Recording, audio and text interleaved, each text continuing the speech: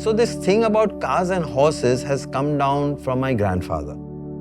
Everybody in my mother's side of the family has it. You can't dodge it. Even if you want to, you can't dodge it, okay? The speed thing came from the horses. That came from the horses. Put your hands down. You don't need to whip. You don't need to do anything. You just push. That's where the horse and the car connect comes in. So you knew where your pleasures were going to come from. That's I think, an important thing. Like the same thing with the cars. So as a kid, I used to sit in my father's lap and drive. That's how the whole thing about cars originally started. And then when I grew too tall for him to look over my head, I used to sit next to him. I would be changing the gears, partly holding the steering. He would take his foot off the pedals and he would be sitting there. And in case of need, of course, he would be there. That bichari ambassador, she was flogged out of her mind. I used to rev the daylights out of her. My father only had his ambassador, and there were a lot of cars in the family. And my uncle had this Spitfire, Triumph Spitfire, which for some years he had stopped using. I was using it and he let me use it forever. No questions asked, not that I want to use it, can you leave it at home? Never, ever. And then finally when he was settling his things, he said, you know what, I think you should have the car. You've looked after her and driven her more than I have. And he gave me the key. And so began the love story with the Spitfire.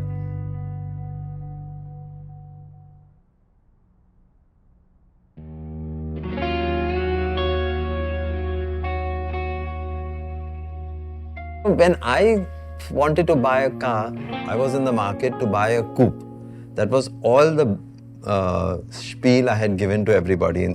I want a coupe. And it was very coincidental that one day I was at the Opera House market and it was at a friend's shop. There was another gentleman sitting there and he says, "Tu meri gaadi le le." So we got chatting and he said, there's this Alfa Romeo. It was not his car. He was looking after it for somebody. In the meantime, somebody told me that at Sheth, there was another Alfa Romeo.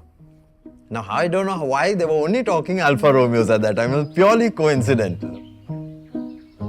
So we went and we stopped in Sheth and there was this rather biggish kind of shop. So I stopped there and I just asked the guy that, is there an Alfa Romeo here? So he said, wo lal gaadi.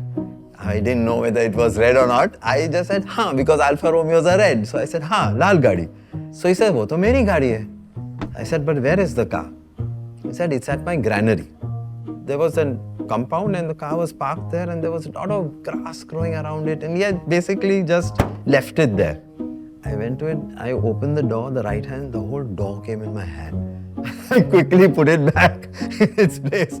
But in those days, he wanted 80,000 rupees for it, which I thought was a lot of money, but I thought, okay, at least there's a starting point, at least there's a car, all of that. And in those days, there was no mobile phone and no nothing.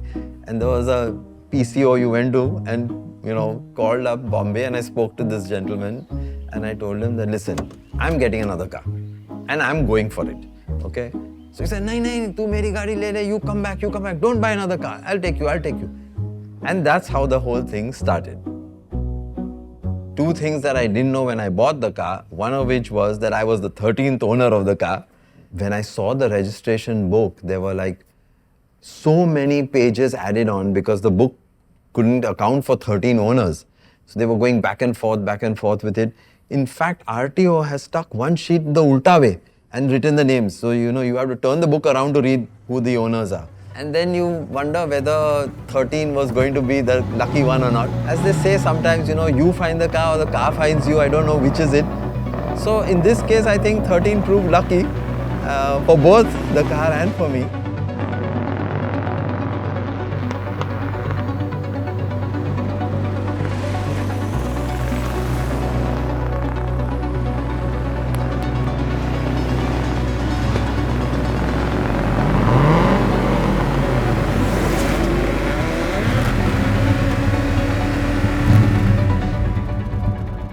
For one of the 21 gun salute events, the gentleman had arranged for us to be on the booth circuit. There was this Mustang. I said to myself that, if he puts his foot down, it'll be all over for us because we are a small engine compared to what he was driving.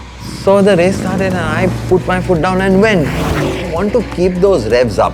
You don't want to let them fall. You blip the engine every time, So you get the power on a continuous basis. That's where the car sings along because, and especially an Alfa, on those curves, was completely in her elements on that track. You take the chicanes as if it is all part of, like she does it every day. Give her the right fuel and she's singing. You will not find it in every car. The back will swerve out or, something like that will happen. Not this car. She will hug the road and go. And that is when she's hugging the road, when you're taking the corner, that's when she wants you to accelerate and you should. If you don't, then you're doing injustice to her.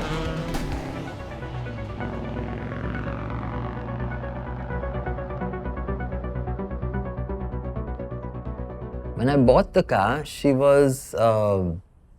had a whole body kit on it, which I didn't like at all. The second thing was that the car had met with a bad accident. All the problems that were there in the car. Why that body kit was there in the first place? Because it was to camouflage a major accident that the car had met with.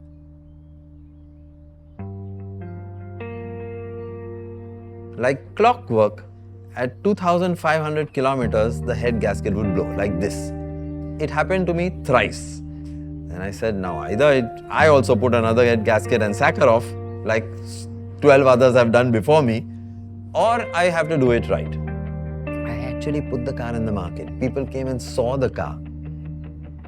But my son at that time, really young, was very, very hassled that we were selling the car. I told Lubna, I said, look, if you have to give him this car ultimately, we have to do it right. We can't give him a car like this, an accident job and stuff.